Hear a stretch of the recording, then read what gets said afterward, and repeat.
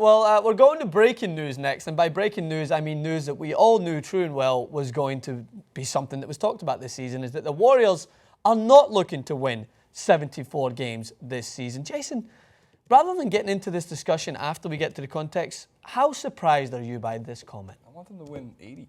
I want them to win like 90. You want them to go on and break another record? I want them to go 0-74. Start the season. I mean, it'd be good really for us on the flip channel. The script. I want them to be Kevin Durant comes in, they implode. I want them to be 9-73. Just to flip the script, it would be. And by the way, if they did that, I think they'd be 500 over the course of the last 2 seasons.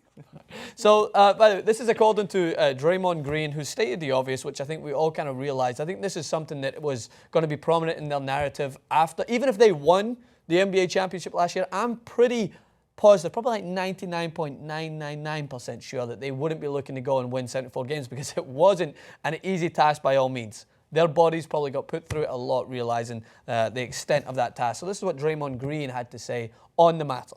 You know, everybody's going, oh, you're going to go 82. I've seen it all summer. Are you going to go 82-0? Like, I think that's physically impossible, first off.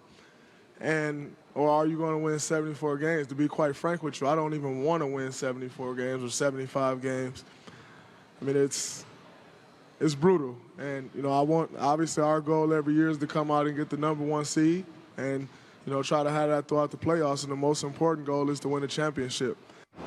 If we were to start 19-6, the world's coming to an end and the Warriors didn't start how they started last year, and KD's a problem because they lost more games in the first 25 games than they did last year. So I've already prepared myself for all that mentally because I know it's coming. And I look forward to the challenges ahead of us, and I look forward to trying to win a championship. I'm really happy Draymond Green said that. It's the most self-aware thing I've seen a player say in a long time because it's so true. If they start 10-10, they start 1-3, every single media-driven headline, KD's not working with the Warriors. It's KD's fault. They should never have brought in Kevin Durant. Is it Kevin Durant or is Klay Thompson now the problem? Draymond Green can't get over the Game 5 suspension. You're going to see it. I bet you. We're probably going to do it.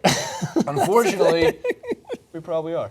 I will refuse to headline anything along that way if it comes up in conversation. I apologize now and crucify me in the comments section, please, if I do, because it's one of the things that just drives me mad. Is that conversation. It's the same conversation we had, or at least I was having with friends in school, because it was 2011, when LeBron went to the Heat and they didn't start off too well. And they were roughly a 500 team through like 30 games of the season. And LeBron came to this team, it's too much, they can't handle it. They went to 4 straight finals. Like, the Warriors, regardless what their record says, are the favorites to win the Western Conference. It would be shocking. It would shock the NBA nation if the Warriors weren't to go back to the NBA Finals, given the talent that is on that team, the coaching they have on that team, the team defense that they play, everything along with it. However, no, Draymond Green doesn't want to win 74 games because they learned something. Steve Kerr learned something last year. It is more important to win 50 games in a championship than it is to win 73 and fall 1 game short. Yeah, no doubt. And I think that this year, by the way, on the other side of the spectrum, I think that when you sign the one of the best players in the NBA, like, I'm not going to say that they don't deserve those comments, and I know that we can rip the media apart, but I've seen it in other sports. You need to expect it, and you can't blame people for running it. Because when you sign one of the biggest players in the sport on your team, when you already have arguably the best three-point shooter of all time in one of the best collective squads, then you're opening yourself up to criticism. So I'm not going to blame media outlets for running it. This is all part and parcel of having one of the best players come to your team. I guess I won't blame the media outlets for running it. I'll blame it when the commentary follows the headline. Yeah, I don't. Because there's a question. There's an understanding to how certain headlines are written in digital media today, and of course we're at fault for it too. I can't even have to be as self-aware as Draymond Green in this situation. However, when we do our commentary on these things, we do our best to not. If the headline isn't true, you have to watch the clip to find out, Yeah. Rather than the scoreline. Point. Rather than the scoreline, I'm going to watch every single, like we did last year. I think I would go out there and say we watched maybe just as many, probably more games than most analysts would have, especially the Golden State Warriors because we are in Los Angeles. I think I recapped 50 of the games last year for the for NBA's global site for like the game wrap. So I had to watch 50 of those. And then this is my other favorite thing. I look back because there's a lot of comments like, do you guys even watch the Raptors? I recapped 32 Raptors games last year. Game wraps. They're like short, but you have to watch the game in full to write the game story. Like, did you even watch any of the Raptors games? Like, I watched about 32 specifically from start to finish, which I can promise is probably more than most casual fans of that team. I watched more Warriors, Raptors, Wizards, Kings, because I'm on the West Coast and I had to cover a lot of those too.